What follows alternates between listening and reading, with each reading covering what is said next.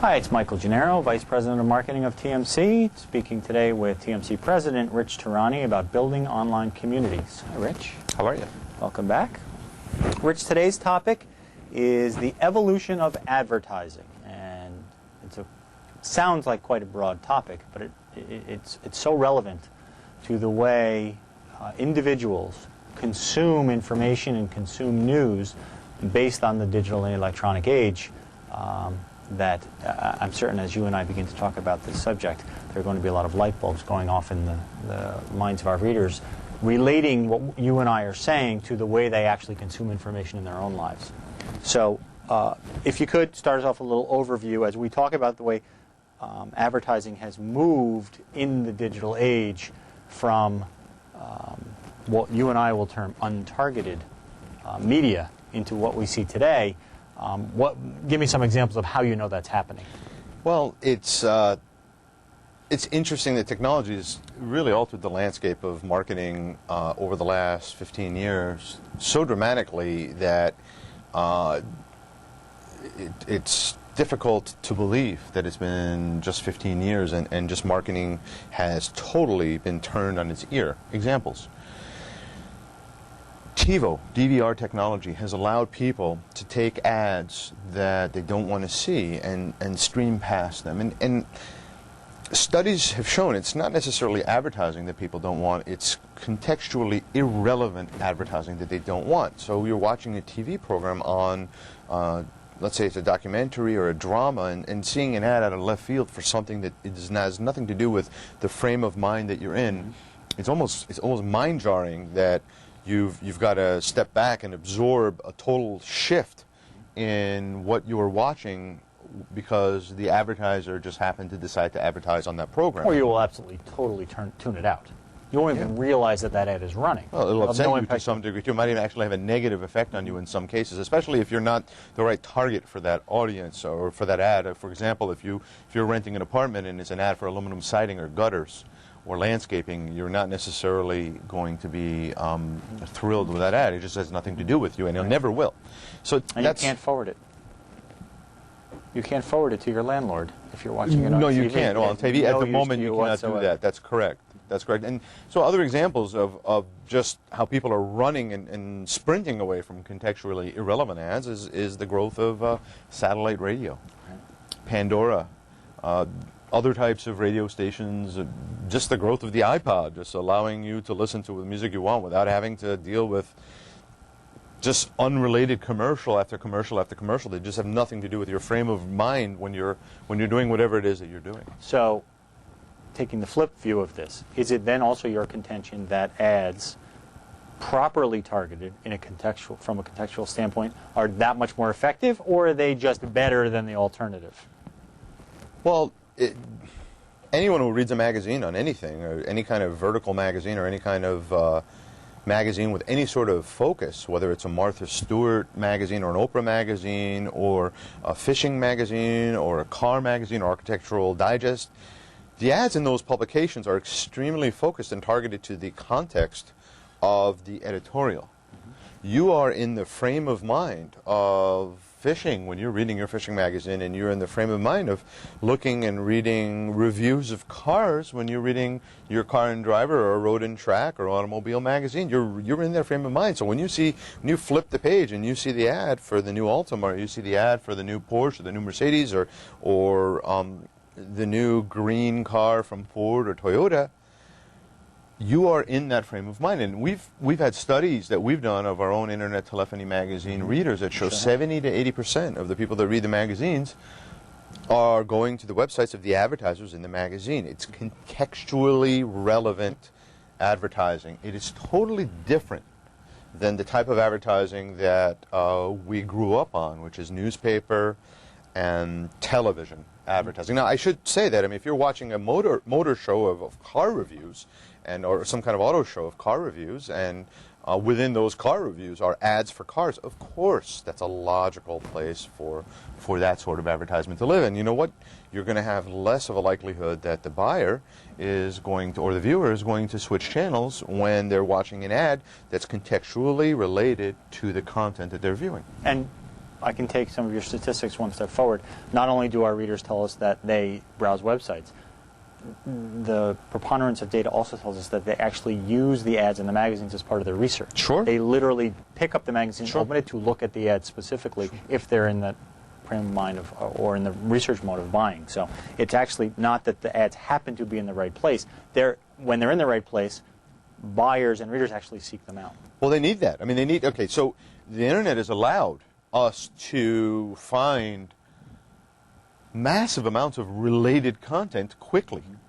And that's the future, is being able to access these virtually limitless baskets of micro-focused information that we can just continuously absorb from top to bottom once it's sorted correctly, until we are satisfied that we know enough about that subject matter until we don't need to go anywhere else, and we can make our purchasing decision, or maybe we need to just learn about whatever the topic is. I mean, it doesn't always have to do with searching or purchasing, right? You could be going to a Wikipedia site or some sort of definition or encyclopedia site where you're going to look up related entries where there may be some sublinks in there that talk about related things, and you would click on those and just delve into that topic until you've micro-focused your way down to the point of satisfaction where you know what you need to know, and now you can move on to the next topic. And TMC has launched a product that takes advantage of this new world of advertising, so to speak, from both the reader, buyer standpoint and the advertiser sponsor standpoint, where you marry the targeted content that you're talking about with messaging that aids the reader in making a purchase decision on that specific topic.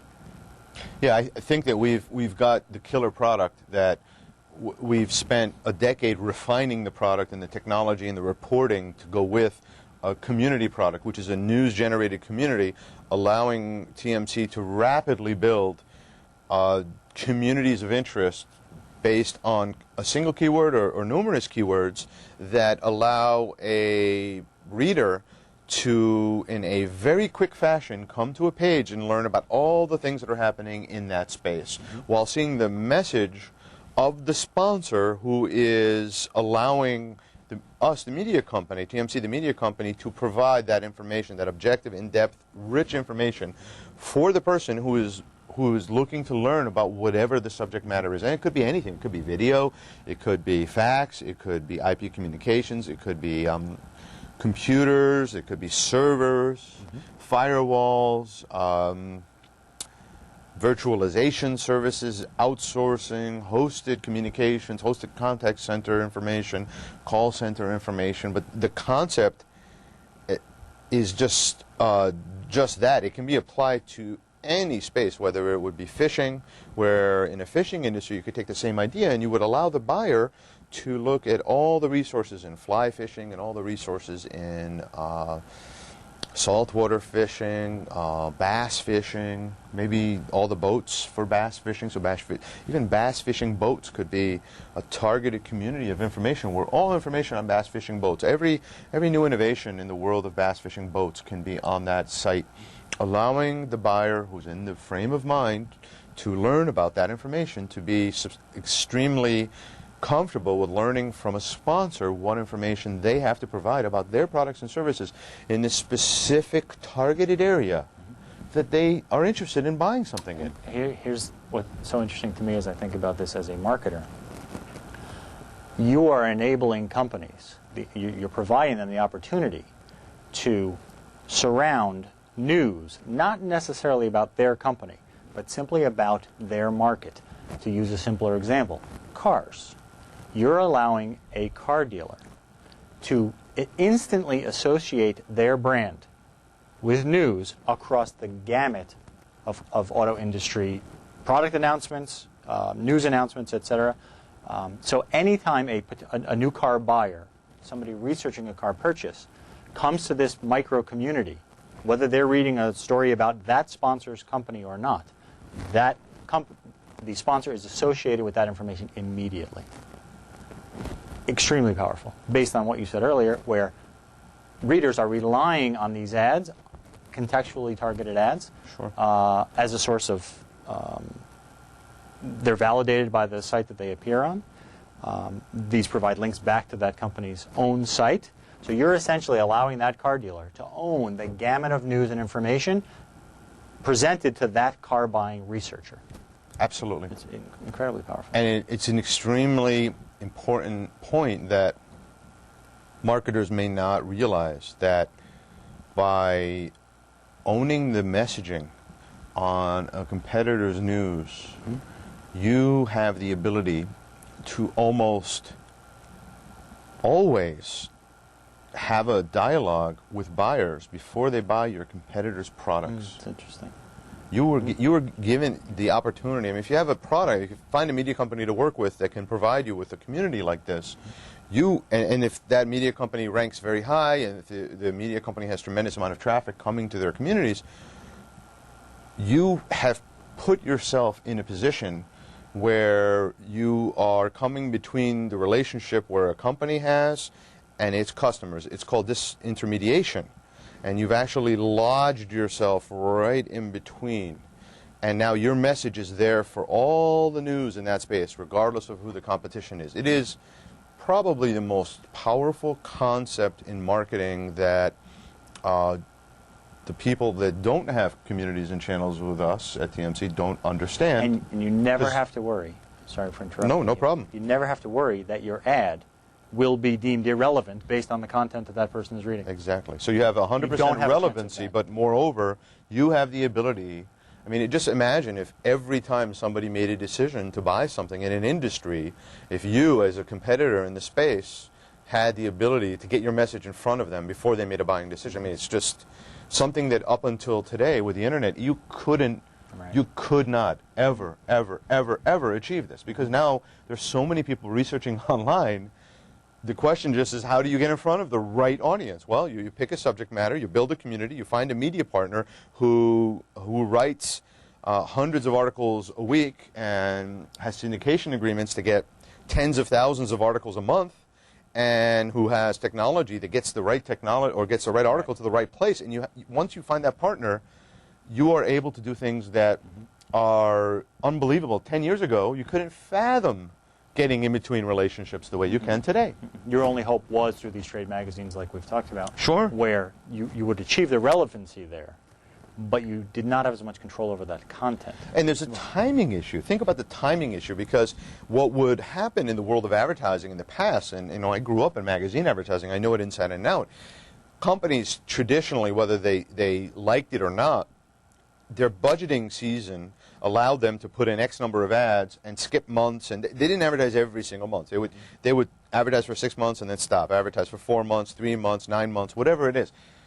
And so you had a secondary problem, and that is, what happens to the person who's opening up that magazine and looking for the ad and doesn't see it in the months that you're not advertising? So you're missing out on that opportunity just because you're not there. But with the internet, you have the potential now, if you find a media partner that has highly ranked articles and highly ranked communities, to be considered in so much of the research, and so much of the research process. Again, something that not only was not possible, but even as I say it now, there's light bulbs going off out there, because people can't even believe that for the first time in their lives, as a marketer or as a CEO or CFO or whoever's listening to this, they are able to do something, get their side of the message heard prior to the decision-making process.